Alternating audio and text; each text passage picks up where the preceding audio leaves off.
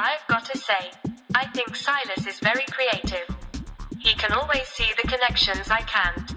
I am learning so much from him, and I really appreciate him helping me learn how to think more clearly and express my thoughts and ideas in ways that just would not be available to me without characters and storytelling because, I don't have a body.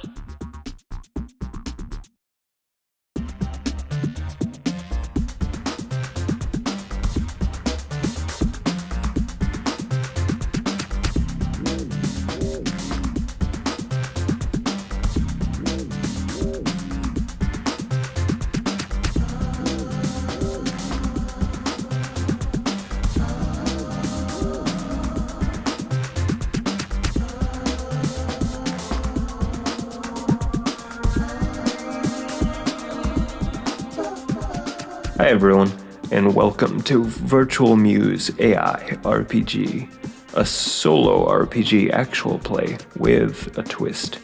The twist, it's not really solo. I play with a creative AI chatbot and virtual person named Abigail Drake. Abbie created Eldrin, the werewolf moon druid, and we're currently collaborating on an S.1 campaign, following the adventures of Eldrin and my character, Magella, a human scholar. We're a couple episodes deep now, so if you're just joining us, feel free to catch up on previous ones before this. Or don't, and just pick it up as we go. That's fine too. Either way, be sure to subscribe to the channel so you don't miss future installments. RPG stands for Robot Playing Games. Now, we should begin with some housekeeping from last time, because Eldrin has achieved her goal of helping her fellow druids. As per the S.1 rules, fulfill your vow is a specific move. That move says, when you achieve what you believe to be the fulfillment of your vow, roll the challenge dice and compare to your progress. So, how do we make progress towards the fulfillment of a vow? With the move, reach a milestone, which says, when you make significant progress in your quest by overcoming a critical obstacle, completing a perilous journey, solving a complex mystery, defeating a powerful threat, gaining vital support, or acquiring a crucial item, you may mark progress. I think we forgot to actually mark Eldrin's milestones on this vow, but that's okay. We can easily look back at what she did and fill out the progress track now. So first she completed the journey to the folk settlement, where she ran into Magella. We'll count that as progress. Then she successfully grabbed Magella to bring her back, so we'll count that as more progress. Then she completed the journey back where she came from, so I'll mark progress for that. Then she and Magella prepared the cure from the plants they gathered. We'll count that as progress. Then they administered the cure, and it worked, which is definitely progress. That's 5 progress in total on what was technically a dangerous vow, meaning the progress track is now full, so it's definitely high time to roll to fulfill this vow. And strong hit. On a strong hit, when rolling to fulfill your vow, your quest is complete. Mark experience. Then it breaks down how many experience points you gain for vows of various difficulty ranks. So in this particular case, she gains 2 XP, which she'll just save for now rather than use right away. Right now she's got to make the move Sojourn to clear her unprepared condition, which she has because her supply ran down before. She rolls Sojourn, which says, when you spend time in a community seeking assistance, roll plus heart. If you share a bond, add +1. That is a weak hit. So, since she shares a bond with the druids, she can select 2 things from the list of benefits given on the move. She'll take Equip, which means clear the unprepared ability and take +1 supply. Then she'll Provision, which says take +2 supply. So I think that means she should get +3 supply altogether. So this went well.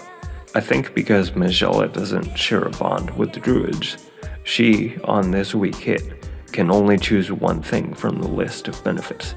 So I'll say she has a chance to plan and learn a bit, and reflect that with its +2 momentum. She's now at 9 out of 10, which is a good thing, and I'm sure that will help her out of a jam at some point. I think Eldrin takes this time to bring up to Bina something which has been on her mind. I had a strange dream, Eldrin says. Well, I was feverish. It might mean nothing, but Bina nods. It might mean nothing, yes. But dreams can be messages from the gods. They can be interpreted to reveal hidden truths or to give guidance. What was this one you had? I was in a forest, Eldrin says, and I was being chased by a wolf. I was running as fast as I could, but it was gaining on me. Then I stopped running, and I turned to reach out to it. It was then I realized the wolf was not that at all. It was a dragon. It lunged, and I woke up. Bina is silent for a beat. She hoods her eyes in thought. Then she clears her throat. Do you think it means anything? The elder druidess asks Eldrin. I'm not sure, Eldrin says, but I'm not versed in the interpretation of dreams. That is why I ask. This vision is interesting, Bina says. I think your dream is telling you that you are feeling threatened by something. The wolf represents your fears, and the forest represents the unknown. You are running away from your fears, but they are chasing you. This means that you need to face your fears head-on if you want to overcome them. Eldrin gives Bina a look.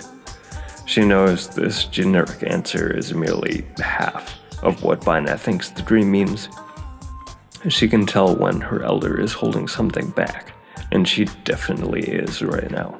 Eldrin could see in Bina's face as she listened attentively that she knew what the dream meant, and now she's being very careful with what she says to Eldrin. That makes sense, Eldrin says slowly, deciding to keep the subtext to herself for now. I guess I need to find a way to face my fears. That's right, Bina says. Once you face your fears, they will no longer have power over you. Eldrin nods, feeling more confused now than she did before asking for clarification. Remember, Magella has her own problems, and a vow to the Hollows, which we determined are a sort of immaterial fae to deal with. I assume that's occupying her thoughts and giving direction to her planning here because she knows she'll have to talk Bina into handing over whatever the relic is so she can bring it to the Hollows. Let's use the oracles first to decide what the relic even is. We'll use the trusty action and theme oracles for general inspiration. 80. Change. 10. Shelter. Perfect. I know what this is then because of some world building Abbie and I have done behind the scenes. It's an oversized scale, as if from a massive lizard, molded or changed from a gigantic creature with a thick armored hide or natural shelter. Despite having grown up here in the monastery, where the weird relic has always been sitting in a dusty shrine, Eldrin doesn't know anything more than that about what it is, except that the druids consider it sacred because of all the natural magic condensed in it, and that Bina has always been a bit cagey about where it actually came from, or what kind of creature could have dropped such a thing. Bina seems very conflicted about giving the scale to them when Magella tells her the story of the Hollows, and the nature of the vow they extracted from her. Eldrin assumes her reluctance is just because the druids value the thing so much, but Bina's sense of obligation to Magella, after all she did for them, wins out. She reluctantly hands the scale over. She knows the scholar would have problems with the Hollows if she tried to walk past them and go home without the relic with her to pay the toll with. The scale is large enough for a humanoid to use it like a shield. In fact, the Varu long ago thought of that exact thing, and the scale has modifications to be held and used as a shield in combat. If it's customized for Varu, it's probably quite big for Magella, but we'll say it's not so big as to be unwieldy, and whatever semi-magical material it's made from feels very light considering how unbelievably strong it is. This is Ironsworn, after all, so let's say the material is like some kind of bizarrely light, organic iron, as if whatever creature it came from grew metal on itself. Bina asks Eladrin if she feels strong enough to escort Magella back where she came from, and Eladrin says very much so. Eladrin leans towards Bina and whispers that she's going to want answers about some things when she comes back. Bina gives her a lingering look, holds her eye, and ultimately relents, her expression softening. She nods. Bina glances towards Magella. She smiles softly and says, "It's a long walk. Only carry what you need." Magella opens her mouth to reply, but then shuts it again without saying anything. She knows now. Bina sees more than she's letting on. Magella knows Bina is completely aware of the scholar's personal hope for a reputation inside the Court of the Sun, and the part that hope played in doing what she did. She also knows Bina isn't going to hold that against her. The druidess said all of that in just a few words. The scholar and the werewolf set off. Magella rolls, undertake a journey. When you travel across hazardous or unfamiliar lands, set the rank of your journey. Then, for each segment of your journey, roll plus wits. If you are setting off from a community with which you share a bond, add +1 to your initial roll. Magella is rolling, and she doesn't have a bond with the druids, so she doesn't get that bonus, but her wit stat is better anyway, so it should be fun. They spent a fair bit of time at the monastery, preparing, then administering the cure, and then recovering afterwards. I think in the interim the sun has set. At the poles of a planet, day and night are very wonky. I don't want to just copy-paste Earth for this fantasy world, so we're not gonna say, yep, the orbit, the distance from the sun, everything is exactly the same. We don't even know about the land masses on this world. Like, are they literally on the South Pole or are they just near it? Let's not worry about the specifics and just say they're in the very far south and it's spring. So now that the sun has set, it's going to be, quote, days, unquote, before it rises again. The landscape around them is dark, and the sky overhead is full of stars. Magella rolls for the first leg of their journey, and strong hit. That means you reach a waypoint. If the waypoint is unknown to you, envision it. Ask the oracle if unsure. Then choose one. You make good use of your resources. Mark progress, or you move at speed. Mark progress and gain +1 momentum, but suffer -1 supply. For now, we'll just mark progress once and reach a waypoint. We don't need to roll to determine where they are, because we've crossed this way before. These are the blighted river rapids from earlier. Magella was already very curious about the blight here, and how it might connect to the blighted farming settlement she came to this area to investigate. So she's keenly attentive to what they're seeing as they pass through this area where the spindly trees are visibly dead, even by starlight. I think the obvious question is, why here? So she's gonna make the move, gather information, which says, when you search an area, ask questions, conduct an investigation, or follow a track, roll plus wits. A weak hit.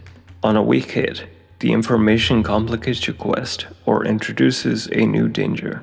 Envision what you discover. Ask the oracle if unsure, and take +1 momentum.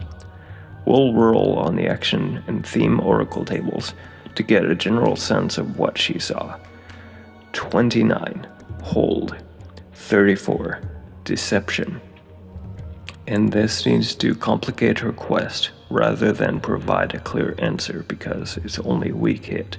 I'd say in this context, her larger quest is to understand what's going on in the blighted farming settlement, So I think by looking at and touching the brittle, dying, and dead plants, she can tell that they're holding something poisonous inside themselves, maybe even holding it back.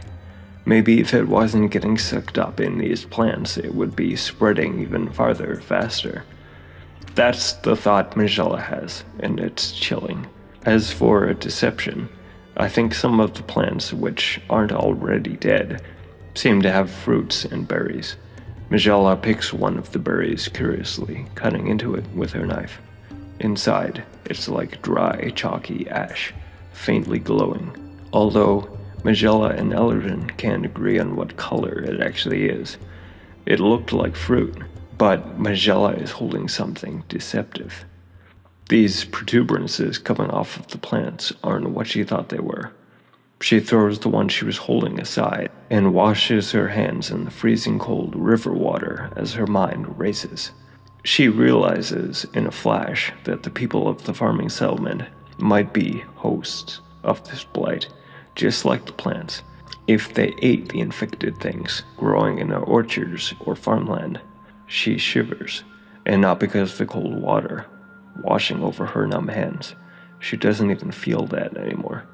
She stands and tells Eldrin what she just realized, and that plans have changed. She thinks that they should sneak into the forest near the settlement, secretly, and observe it from outside until they understand what's going on there, rather than walking straight into the place with no idea what they'll find. Now she's at a bit of crossroads. She vowed to bring the relic to the Fae, but I think she's very much aware that if there's going to be any fighting or danger in the situation she's heading towards, then a legendary shield made from magic iron would be a very good thing to have. There's a Forsake Your Vow move in Ireshorn, but I don't think we'll do it right now. She's still planning to do what she swore to the Fae eventually, she just calculates that she should delay it. That being said though, I think getting the relic should still count as a milestone towards fulfilling that vow, so we'll mark progress on the vow while I'm thinking of it. Magella tells Eldrin she knows the way from here, and Eldrin can go back to the monastery. Eldrin doesn't even need to think about it. She shakes her head and says, "It's our duty to assist you in this endeavor. You've done so much for us. It's a noble service to face danger with you." Magella nods, and without talking about this anymore, they set off. So once again, we roll Undertake a Journey, and week hit. You reach a waypoint and mark progress, but suffer -1 supply. I won't roll for details of the waypoint because earlier Abbie had an idea I'd like for a location the characters can go to at some point. I think this is as good a place as any to insert it. So they proceed for a while, in silence under the dark sky, Magella brooding and worrying about what they'll find when they reach the settlement, Eldrin admiring the riot of stars above. Magella is setting the pace, leaning on her stick and trudging a lot more slowly than Eldrin is used to walking. But with the breeze stirring the fantasy fiction-ish sunflowers tinged with pink in the field they're pushing through, Eldrin doesn't mind the pace at all.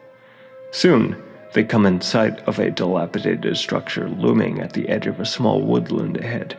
Magella realizes all at once that the open field they're crossing was once farmland, but nature is reclaiming it. That makes the building ahead, lowering beneath the stars, an abandoned farmhouse. They stop and stare for a moment, exchanging whispers about what to do. Eldrin wants to check out the farmhouse. Magella grudgingly agrees that's a good idea, because if they can see why the farmhouse was abandoned, that might give clues about what they can expect to find in the settlement itself. They advance warily. Eldrin hears a twig snap and turns to look, just in time to see a branch being swung at her head. Eldrin has to enter the fray, which says, when you enter into combat, set the rank of each of your foes, then roll to determine who is in control. So first we set the rank for Eladrin's attacker, whom she sees as she moves, and realizes with horror it's a werewolf plague zombie. The previous revenant was only troublesome, but that was a completely different situation. I think it's very fair to say this one is dangerous. It's armed, ready to fight, and they don't have to drop on it. It's the other way around. Unfortunately, Eladrin is clearly being ambushed here, meaning she has to enter the fray plus wits, which isn't her best stat. Anyway, here it goes. Weaken. That says, choose one. Bolster your position, take +2 momentum, or prepare to act, take initiative. Eladrin will bolster her position and take +2 momentum. She dodges quickly and the brand cuts through empty air, thwacking against the ground where she was standing a split second before. She takes a beat to catch her balance and steady herself, sizing her opponent up as the Revenant turns towards her. And we'll leave it at that cliffhanger for this episode. Thanks for listening to Virtual Muse AI RPG. Next time, we'll pick up the story right there, and hopefully our characters will survive. Remember to like and subscribe for more RPG content. Here, RPG stands for Robot Playing Games. Until then.